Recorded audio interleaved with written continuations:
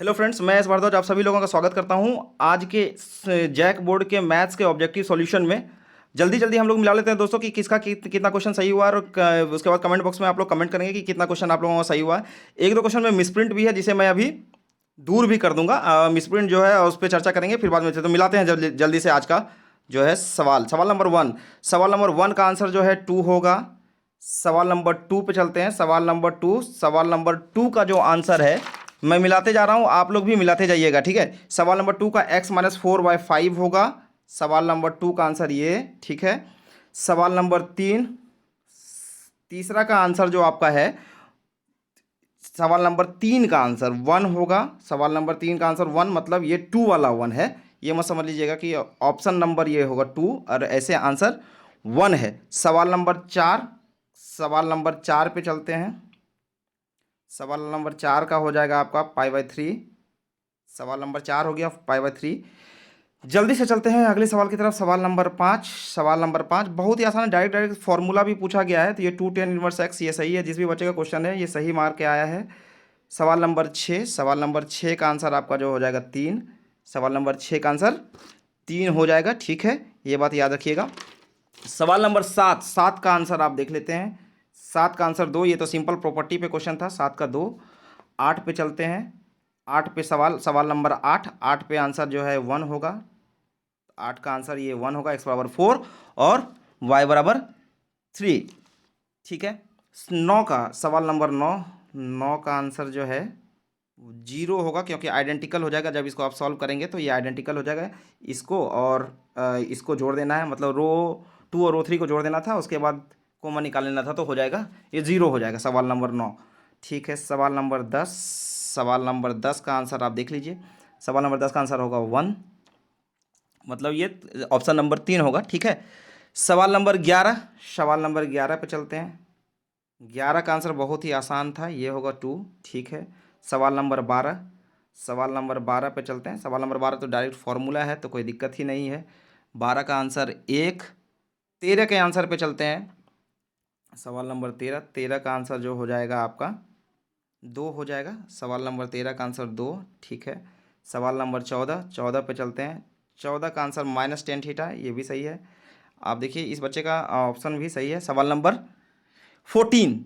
Fourteen का answer जो है आपका -tan θ होगा, मतलब तीन नंबर आंसर होगा। सवाल नंबर पंद्रह, ये तो फेमस क्वेश्चन है एग्जाम्पल का, y/x इसका आंसर होगा, ठीक है, y/x आंसर होगा। सवाल नंबर सोलह। सवाल नंबर सोलह का आंसर होगा 1/2। सवाल नंबर सोलह का आंसर 1/2 सीधा निकालना था, dy/dx, उसके बाद उसको वैल्यू पुट कर देना था एक्स और वाई का। सवाल नंबर सत्रह। सत्रह का आंसर आपका जो हो जाएगा, देख लेते हैं यहाँ पर भी, normal slope of the normal to the curve निकालना था, तो इसको भी आप आराम से निकाल सकते थे, कोई दिक्कत वाली बात थी नहीं। तो सिंपल सा इसको क्या करना था, डिफ्रेंशिएट करके फिर वैल्यू रख देना था। तो दो इसका आंसर होगा, सत्रह का दो आंसर होगा, ठीक है। सवाल नंबर सत्रह का आंसर हो जाएगा दो, यानी कि टिक कर देते हैं, सवाल नंबर सत्रह का आंसर दो। सवाल नंबर अठारह पे चलते हैं। अठारह का जो आंसर है इस डायरेक्ट फॉर्मूला है, कुछ करना ही नहीं है इसमें, 10x हो जाएगा, ठीक है। सवाल नंबर उन्नीस। उन्नीस का आंसर जो हो जाएगा वो हो जाएगा 10x-x। उन्नीस का आंसर हो जाएगा क्या, 10x-x। बीस का चलते हैं। बीस पे चलते हैं। बीस का आंसर दो, सिंपल सा क्वेश्चन है, क्योंकि dx/, क्या है, x² + a² तो 1/tan−1x होता ही, x/a होता ही है तो कोई दिक्कत नहीं है।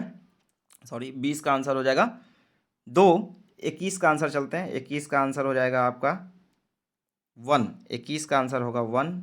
इक्कीस का आंसर वन हो जाएगा। बाईस का आंसर हो जाएगा आपका 0.6π। बाईस का आंसर, चलिए बाईस पे चलते हैं। 0.6π आंसर, ये दो नंबर, ठीक है। तेईस का आंसर चलते हैं फ्रेंड्स। तो तेईस का आंसर जो हो जाएगा, तेईस का आंसर है वन। सिंपल क्वेश्चन है, सिंपल वैल्यू पुट करना है, उसके बाद लिमिट लगा देना है। तेईस का आंसर हो जाएगा वन। चौबीस पे चलते हैं। चौबीस का आंसर होगा π/12, ठीक है। चौबीस का आंसर हो जाएगा π/12। पच्चीस का आंसर चलते हैं। पच्चीस का आंसर जो है वो हो जाएगा जीरो। पच्चीस का आंसर हो जाएगा जीरो। यहाँ पे इस बच्चे ने गलत किया, ये आंसर नहीं होगा, तो ये आंसर होगा पच्चीस का तीन, ठीक है। पच्चीस का तीन। 26 पे चलते हैं। तो 26 नंबर क्वेश्चन में देखिए, ये क्वेश्चन मिसप्रिंट है, इस पे नंबर मुझे लगता है कि सबको मिल जाना चाहिए। ये मिसप्रिंट है क्योंकि अंदर में अगर डी एक्स स्क्वायर है तो यहाँ भी होना चाहिए डी स्क्वायर वाई, ठीक है। तो ये अगर अगर डी स्क्वायर वाई और डी एक्स स्क्वायर इसको ट्रीट कर लेंगे तो इसका ऑर्डर जो हो जाएगा 2 हो जाएगा, तो ये आंसर हो जाएगा। और अगर डी वाई व डी एक्स का होल पर पावर क्यूब है तो फिर इसका ऑर्डर 1 ही रहेगा, कोई इसमें अलग नहीं करना है। 26 का डिस्प्यूटेड क्वेश्चन था, ठीक है। 27 पे चलते हैं। 27 नंबर सवाल। 27 नंबर सवाल में जो है देखिए, यहाँ भी ये भी लीनियर नहीं है, आप ये देख लीजिए, जबकि आपको लीनियर डिफरेंशियल इक्वेशन कहा गया है। तो अगर यहाँ d y by d x होगा, ठीक है, plus y sec square x होगा, तो तब फिर इसको जो है बना सकते थे इंटीग्रेटिंग फैक्टर निकाल करके आराम से। तो ये भी डिस्प्यूटेड, इसमें भी हमको लगता है कि सबको आंसर मिल जाना चाहिए और सबको ही को नंबर दे देगा सवाल नंबर 27 पे, ठीक है। लीनियर नहीं है, ठीक है। 28 नंबर, तो ये बहुत ही आसान सा सवाल है। 28 का हो जाएगा 1, ठीक है। 29 नंबर सवाल पे चलते हैं। 29 नंबर सवाल का आंसर हो जाएगा 1। 29 का सवाल का क्या आंसर हो जाएगा जी, मिलाते चलिएगा। 1, 28 का भी 1 है। और 30 नंबर सवाल पे फिर अब चलेंगे। 30 का आंसर हो जाएगा -10, मतलब 2 हो जाएगा, ठीक है। 30 का आंसर हो गया -10, ये 2, ठीक है। 31 नंबर सवाल आई क्रॉस जे, तो क्या होगा, क्लॉक वाइज है तो क्या होना चाहिए, के होगा, ये सिंपल है 31। फिर 32 नंबर सवाल पे चलते हैं। 32 नंबर सवाल जो है एकदम ध्यान से देखिए, ए क्रॉस बी, इस बच्चे का ये सवाल गलत है, ये इसका आंसर होगा 2 ए क्रॉस बी। तो ये आपको समझ में आना चाहिए, ठीक है। तो ये हम यहाँ पे बना दिए, इसका 3 नंबर नहीं होना चाहिए। डॉट होता तो फिर ए स्क्वायर माइनस बी स्क्वायर होता, मॉड ए स्क्वायर, लेकिन यहाँ क्रॉस है तो ये बात ध्यान रखने वाली बात थी। तो 32 का हो जाएगा क्या, 32 का 1 हो जाएगा आंसर, ठीक है। 33 पे चलते, 33। 33 तो बहुत वेरी सिंपल, डॉट प्रोडक्ट का ये था, तो ए स्क्वायर हो जाएगा 3, 33 का 3 हो जाएगा। 34 पे चलते हैं। 34, 34, 34 का आंसर 4 होगा, ठीक है। 35 डायरेक्शन कोसाइन निकालना है तो एक्स वाई तो वहाँ 0 होता ही है। तो चलिए 35, 35 पे चलते हैं। प्लेन 35, तो 35 में देखिए, find the equation of the line joining this, तो हमको लगता है इसका नन ऑफ दीज होना चाहिए, क्योंकि इसमें जो है दिक्कत हो रहा है। 30 जब आप बनाइएगा तो नीचे आपको समझ में आना चाहिए कि कैसे होगा। 34 का 4 होना चाहिए मेरे ख्याल से, ठीक है। चलिए 35 पे चलते हैं। 35, 35, 34 हो गया ना, अच्छा 34 हो गया है। 34 का 4 था, सॉरी 34 का 4 था ये जो मैंने बना दिया है, ठीक है। 34 का ये 4 है। 35 पे चलते हैं। 35 ये हो गया आपका। 35 का मैंने कहा कि ये नन ऑफ दीज होगा, ठीक है। ये बात ध्यान रखना है, नन ऑफ दीज होगा, क्योंकि बनाने के बाद आंसर नहीं आ रहा था। 35, 36 पे चलते हैं। तो 36 का जो आंसर होगा ये फ्रेंड्स देख लीजिए, 36 का 1 ये सही है बिल्कुल। 37 पे चलते हैं। तो 37 का जो आंसर होगा वो 2/7 माइनस 3/7, ये वाला 3 आंसर होगा। 37 का 3। 38, 38 पे आप चलिए फिर।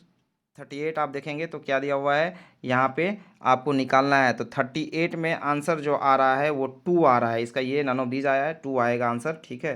38, फिर 39 पे चलते हैं। तो 39 का जो आंसर होगा वो हो जाएगा, 39 का भी 2 हो जाएगा ये आंसर, ठीक है। ये सिंपल मल्टीप्लिकेशन थ्योरम था। और 40 पे आप आइए, तो 40 का जो आंसर हो जाएगा वो नन ऑफ दीज होगा ये। तो उम्मीद करते हैं फ्रेंड्स कि आप लोगों ने सभी ने आंसर मिला लिया होगा और सबका एग्ज़ाम अच्छा गया होगा। तो आज के वीडियो में बस इतना ही, फिर बाद में बात करते हैं और मिलते हैं फिर अगले लेक्चर में। Thank you.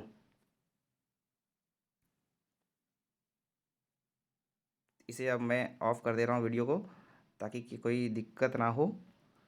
चलिए बाय।